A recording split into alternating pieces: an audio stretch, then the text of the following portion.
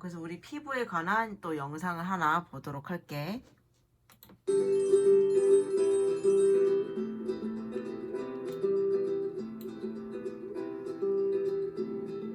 피부는 우리 몸을 감싸고 있는 보호막으로 죽을 때까지 늘 입고 다니는 아주 섬세한 외투라고 할 수 있습니다.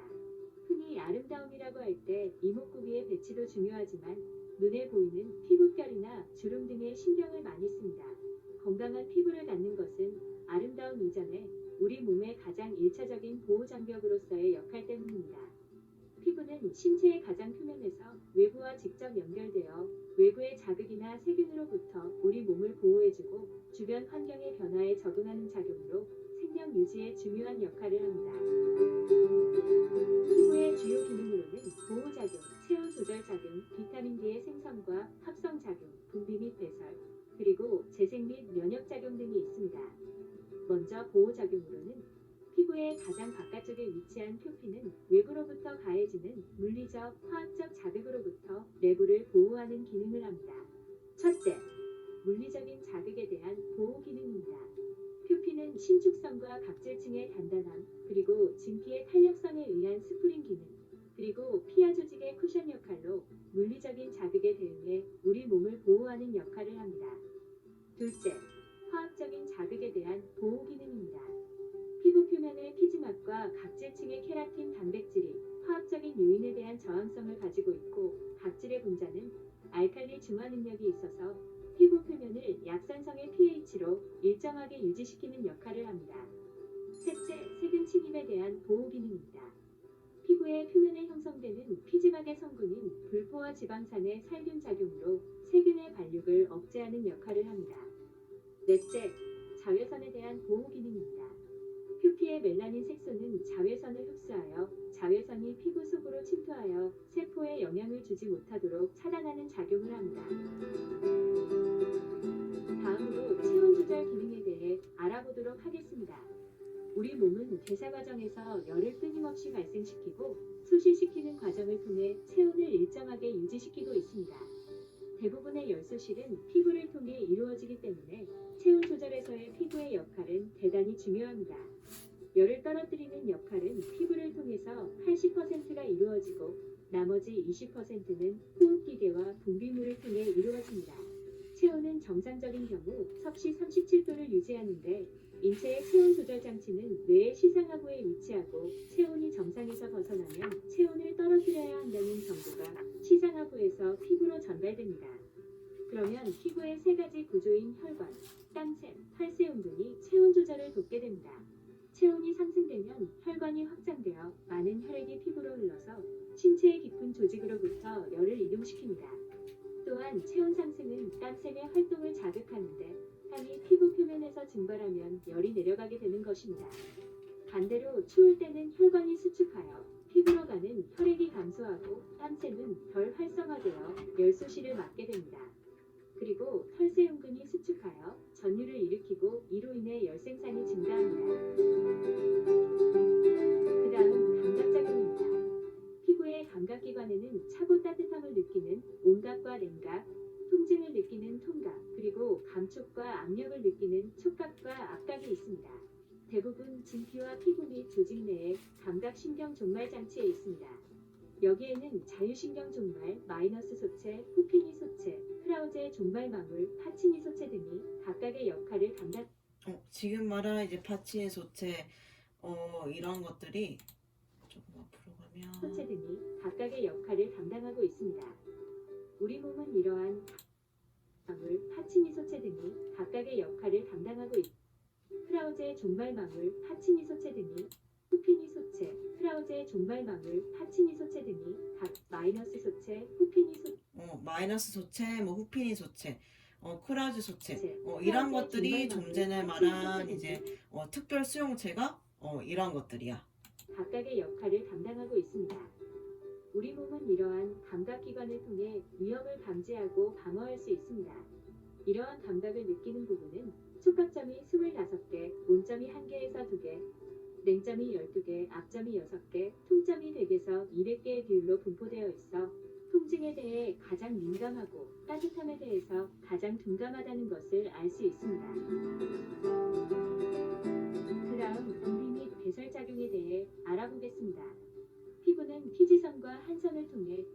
땀을 분비하여 배설하는 작용을 합니다. 성인의 경우 하루 피지 분비량은 1 내지 2g으로 피지는 피지선에서 만들어져 모공을 통해 피부 표면으로 분비됩니다. 신체 부위에 따라 분비량이 다르며 피지선이 발달한 이마나 가슴 등에서 피지 분비가 가장 많고 계절에 따라 차이가 있습니다. 피지선의 크기와 발달은 나이와 남성 호르몬 분비 상태에 따라 차이가 있습니다. 피지선은 남성 호르몬에 의해 더욱 발달하므로 남자가 여자보다 피지 분비량이 많습니다. 땀을 분비하는 한선은 거의 모든 피부에 분포되어 있습니다. 특히 손바닥과 발바닥, 겨드랑이와 이마에 많이 분포되어 있습니다. 땀의 성분은 99%가 수분이며 1%는 소금과 요소 등입니다. 그 다음 피부의 작용 중 중요한 것이 비타민 D 형성 작용입니다. 표피의 과립층에서는 7-디하이드로콜레스테롤로부터 자외선에 의해 비타민 D를 합성합니다. 비타민 D는 칼슘의 내장 흡수, 즉 칼슘이 혈관 안으로 들어가게 하는 역할을 해서 뼈의 발육과 단단함 유지, 그리고 혈액의 칼슘 농도 유지에 기능을 합니다. 성인의 경우 비타민 D 합성을 위해 영양분과 UVB의 조사가 필요합니다. 그 양은 이틀에 한 번 피부의 10평방 cm를 10분 정도 태양에 노출시키는 것으로 충분합니다. 나중에 자외선과 피부의 관계에 대해서 자세히 다루는 시간을 갖도록 하겠습니다. 그리고 재생작용과 면역작용입니다. 피부 조직의 상처는 세포 분열로 인해 일정 시간이 경과한 후 원래의 모양으로 돌아가게 됩니다. 성형수술이나 피부이식 수술은 피부에 재생 능력이 있을 때 가능하겠죠. 그러나 진피층이나 표피의 기저층이 상처를 입은 경우에는 재생이 힘들기 때문에 흉터가 생기기도 합니다. 면역작용으로는 이물질이나 세균 등 유해물질이 신체 내부로 들어오면 그것에 대항하는 물질을 만들어 면역작용을 해야 합니다. 이렇게 면역작용을 하는 면역반응에 관련된 세포들이 피부의 표면에 있어서 생체방어 기전에 관여하게 됩니다. 오늘은 피부의 생리적 작용에 대해 알아봤습니다. 감사합니다. 방금 우리가 읽어본 피부의 기능이 방금 영상에 담긴 내용이랑 같은 내용이어서 이제 좀 더 머리에 들어오기 쉽게 동영상을 보면서 이제 이해할 수 있었고, 그렇다면 우리가 이제 116쪽 그 밑에 그림을 보면 이제 피부의 해부학적 구조가 있어. 털을부터 이제 시작해서 제일 바깥층에 있는 게 표피층이고, 그 다음이 진피층, 그리고 피하 지방 조직층, 근육층이 있어. 그래서 여기에는 이제 우리가 땀을 낼 수 있게 이제 땀샘도 있고, 그치? 그리고 좀 전에 영상에서 나온 신경 종말도 있고, 피지샘도 있는데, 이 피부의 구조에 관한 그 영상도 하나 있어서 한번 보도록 할게.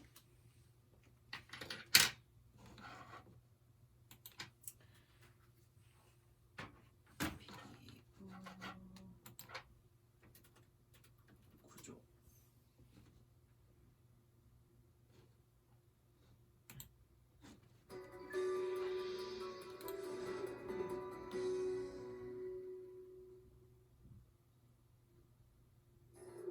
외부로부터 우리 몸을 제일 먼저 보호해주는 신체 기관은 어디일까요? 흔히 면역 기능을 수행하는 백혈구나 림프절 등을 떠올리는 분들이 많겠지만 가장 먼저 면역 기능을 하는 기관은 바로 피부입니다. 건강한 피부는 1차적인 방어벽 기능을 하면서 병원균의 침입을 막아주고 다양한 감각 센서를 통해 몸을 보호하는 기능을 합니다. 이외에도 비타민 D 합성을 통해 뼈를 튼튼하게 하기도 하는데요. 이처럼 피부는 겉으로 보이는 아름다움을 넘어 우리 건강을 지켜주는 숨은 파수꾼이라 하겠습니다. 피부는 우리 몸에서 가장 넓은 면적을 차지하는 기관으로 몸무게의 약 7%를 차지하며 전체 면적은 2제곱미터 정도 됩니다. 피부를 자세히 살펴보면 표피, 진피, 피하지방층으로 나누어 볼 수 있는데요. 피부의 가장 바깥층인 표피에서는 각질세포를 끊임없이 생성해 외부 자극으로부터 피부가 견딜 수 있도록 합니다. 표피 아래에 있는 진피는 매우 복잡하게 얽혀 있습니다.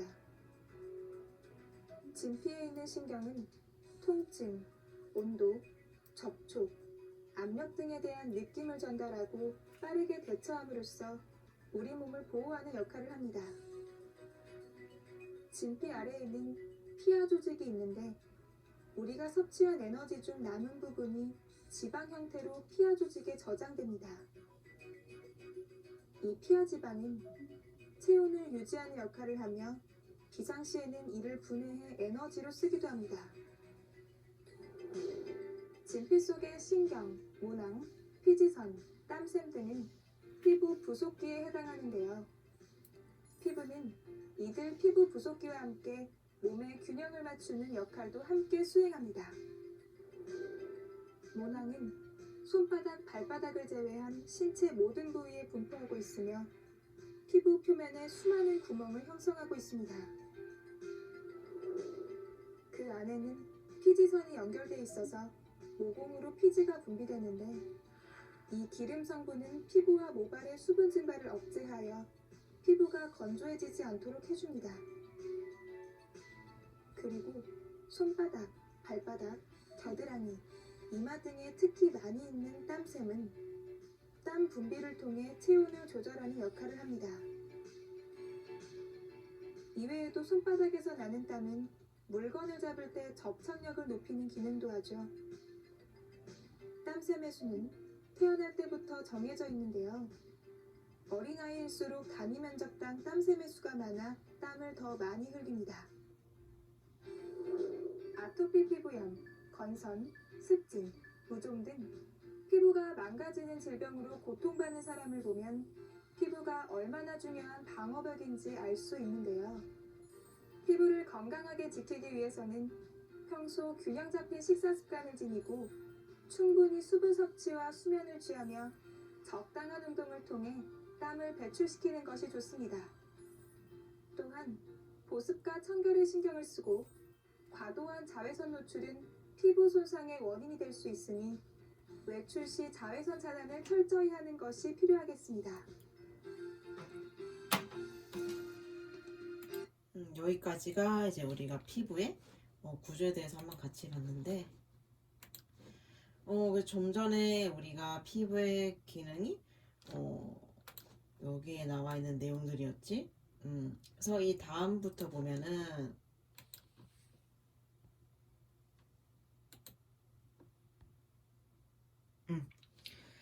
자, 피부는 피하 지방층 위에 위치하는 이제 표피와 진피 두 층으로 구성이 되어 있다. 그래서 각 층의 두께는 이제 연령과 피부 부위에 따라서 다양하다. 그래서 가장 바깥층에 있는 표피는 주로 죽은 세포로 구성이 되어 있고 계속적으로 떨어져 나가고 새로운 세포가 아래쪽을 채우게 된다. 또한 이제 표피에는 이제 혈관이 없고 아래쪽에 진피에 있는 혈관으로부터 이제 영양분을 공급을 받는다. 그리고 이제 그 다음 밑에 층인 이제 진피에는 혈관과 신경 종말이 풍부하다. 또한 이제 털주머니, 즉 우리가 알고 있는 모낭과 그리고 피지라 불리는 이제 그 기름을 분비하는 피부 기름샘, 즉 피지선을 이제 포함하고 있다. 그래서 이 피부 기름이 하는 역할이 뭐냐 봤더니 피부 기름은 이 표피를 윤활하게 하고 방수 장벽이 가능하도록 돕는다. 그래서 116쪽에 우리 피부의 구조를 보면 표피했고 진피했고 그 밑에 있는 게 뭐라고 적혀 있니? 피하 지방 조직층이라 나와 있어. 그래서 진피 아래에 있는 피하 조직은 지방, 땀샘, 털주머니로 구성이 되어 있다. 털주머니가 이제 모낭이랑 같은 말이야. 그래서 이 피하 조직은 지방, 땀샘, 모낭으로 구성이 되어 있다. 땀샘에도 얘들아 그 종류가 있어.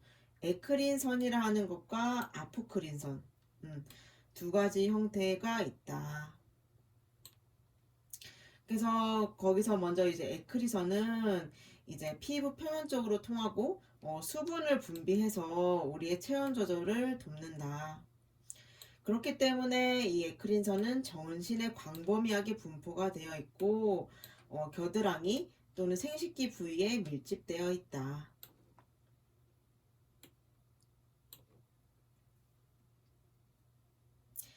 그리고 이제 아포크린선은 이제 겨드랑이와 생식기 부위에서 예외적으로 발견이 되지만 털 주머니 즉 모낭 쪽으로 이제 통한다. 그래서 이 땀샘에는 두 종류가 있는데 이 두 종류는 이제 스트레스에 반응을 하게 돼. 그래서 아포크린선은 사춘기에 발달을 하고 체액과 땀 분비가 활발하게 증가해서 이제 성인의 경우 몸 냄새의 원인이 된다. 그래서 우리가 엄청 이제 여름이라든지 운동을 많이 하게 되면은 땀을 흘리면서 이제 땀 냄새가 난다고 하는데 그게 이제 이 아포크린선 때문이다. 그래서 이 기간 동안에는 우리가 피지선이 활동이 증가하고 피부가 기름으로 번들거리게 된다. 그래서 이게 또 우리가 여드름의 원인이 되는 거지. 그래서 여드름 문제를 유발시킨다. 하지만 우리가 이제 연령이 증가할수록 즉 나이가 들수록 이 피부 기름샘과 땀샘의 활동이 둔화가 된다. 그럼 어떻게 되겠니 얘들아? 이 피지선이 활동이 증가해야지 이제 피부에도 윤기가 생기고 번들거리게 되는데 이 피지선의 활동이 둔하게 되면 그만큼 기름이 얘들아 분비가 되지 않기 때문에 피부는 건조해지고 땀의 분비가 줄어들게 된다. 그래서 피부의 긴장도가 저하가 되면은 주름이 생기게 된다.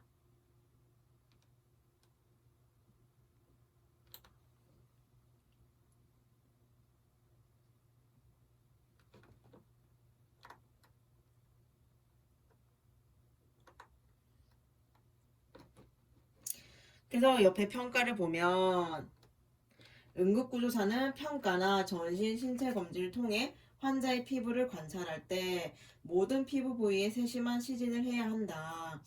그래서 피부 시진은 단순한 피부 관련 질환 외에도 전신의 여러 가지 문제에 대한 자료를 제공한다. 그래서 피부 검사 시에는 채광이 좋아야 하고 예리한 눈으로 검사를 해야 한다. 그리고 환자의 피부에 상처가 있거나 또는 삼출성 병변, 발진이 있을 때는 반드시 우리 보호용 장갑, 즉 글러브를 착용을 해야 돼. 왜냐하면 이러한 것들에 감염이 될 수도 있기 때문에 항상 우리는 이제 보호를 해야 돼. 그렇기 때문에 딱 외상 환자가 있거나 아니면 몸에서 고름이 난다든지 또는 발진이 있다든지 이러한 경우에는 이제 반드시 보호용 장갑, 즉 글러브를 착용을 해야 한다.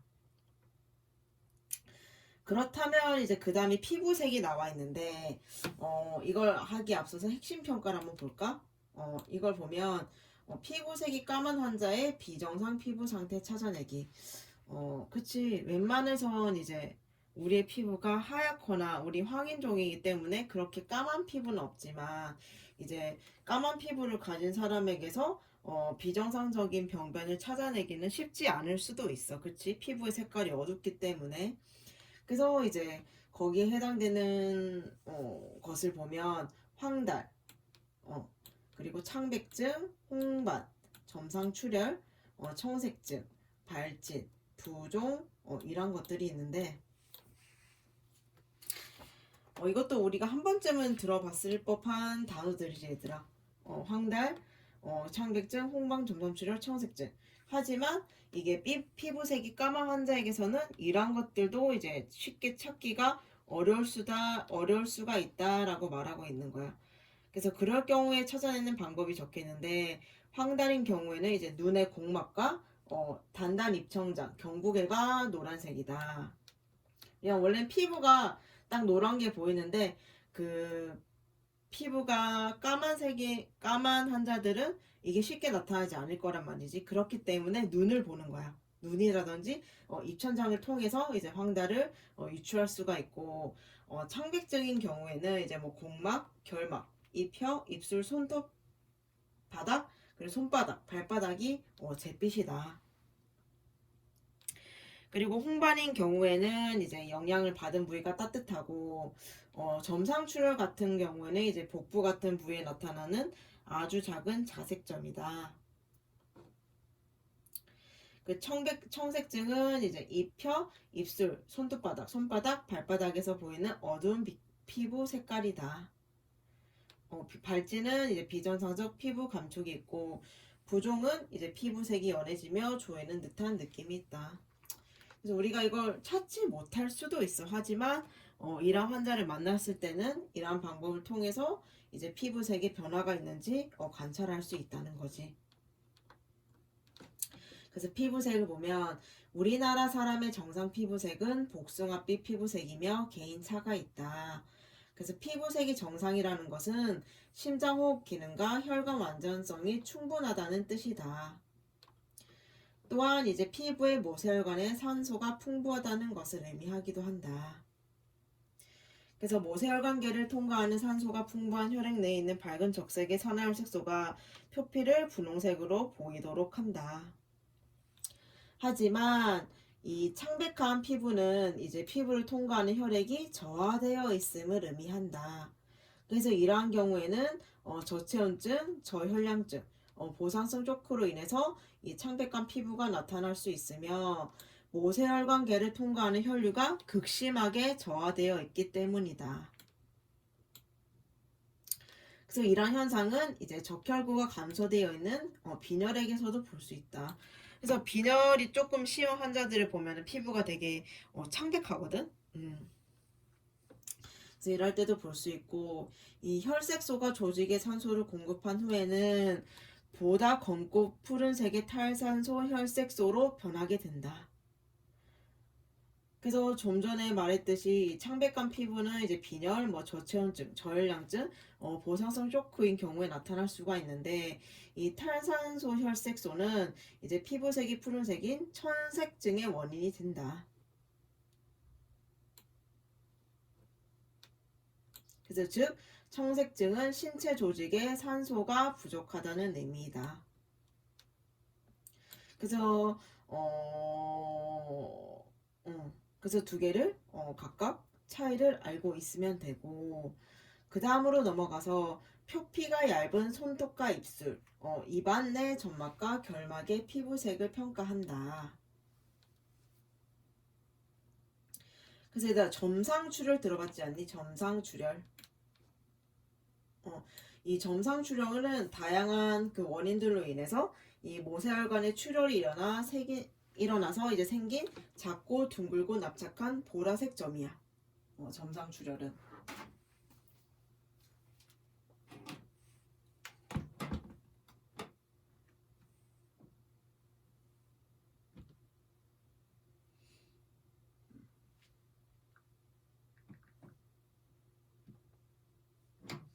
그래서 우리 점상출혈의 사진을 한번 같이 보면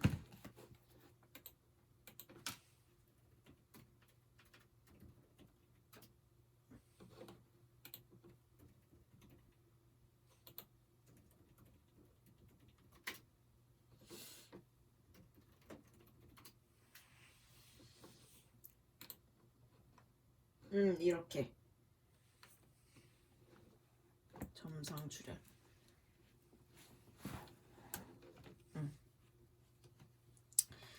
책에 적힌 설명이랑 얘들을 한번 봐봐.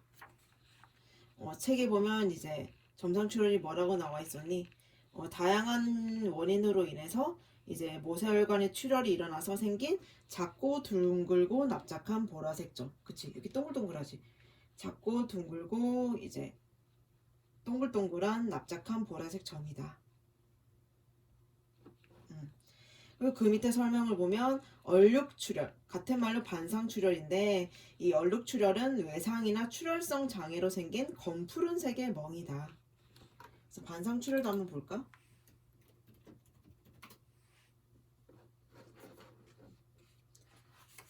반상출혈 좀 더 가까운 사진을 보면 이게 그나마 이렇게 거뭇하게 외상이나 출혈성 장애로 생긴 검푸른색의 멍이다. 두 개의 차이가 뚜렷하지? 그 다음에 황달. 황달은 얘들아 많이 봤지만 한 번 더 볼까?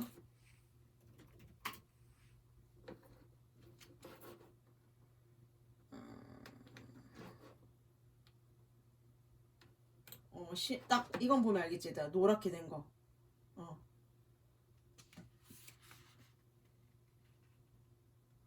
황달은 이제 보통 간질한 말기에 공막에 가장 먼저 나타난다고 해. 그래서 딱 눈을 보면 이렇게 노란색으로 이렇게 딱 띄거든.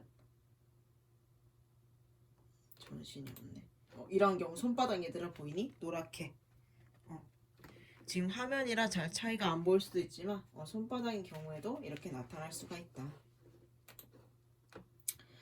그 다시 보면 얼룩출혈은 뇌상이나 출혈성 장애로 생긴 검푸른 생의 먹이고 황달은 간질한 말기에 공막이 가장 먼저 나타나고 피부 전신에 나타난다.